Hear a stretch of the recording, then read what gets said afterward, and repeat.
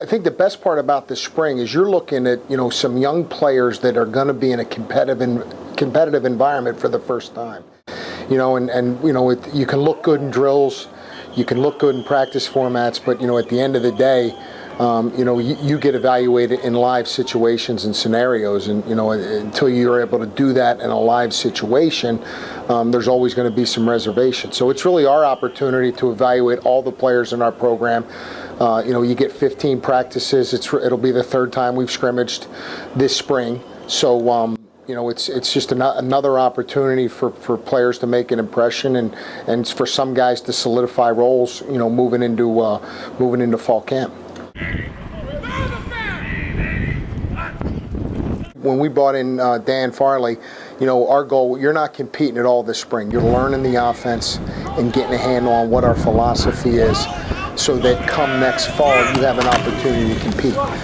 He's done a great job. Obviously, we feel very good about Bob. Both of the quarterbacks, Dan, Farley and Fenyak, I think have done a very admirable job. Both have made significant strides, and we feel good about that position. Moving into 2012.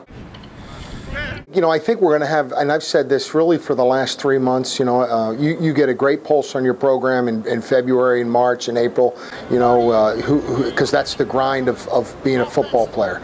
The mornings are early and it's dark and cold and you're up, and leadership is always important, in football, just because there's so many moving parts to the program. But I think guys like Manny Williams and Kyle Elliott and Matt Greenhall and even Benson in his limited roles, they've done a great job.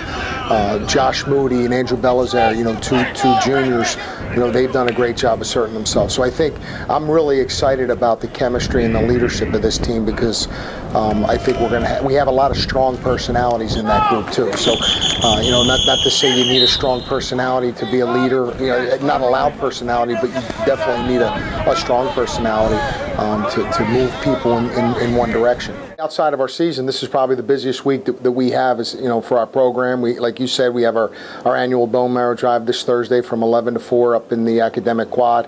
And that's certainly a worthwhile cause that we're supporting for that. That night we have our annual Brick Alley fundraiser, the Thursday always before the spring game, and that's a great time. And then we culminate the week with our spring game, our annual blue and white game on Saturday, and it looks like the weather's cooperating, so hopefully we have a great crowd and kind of showcase a little bit of what we're going to be all about next fall.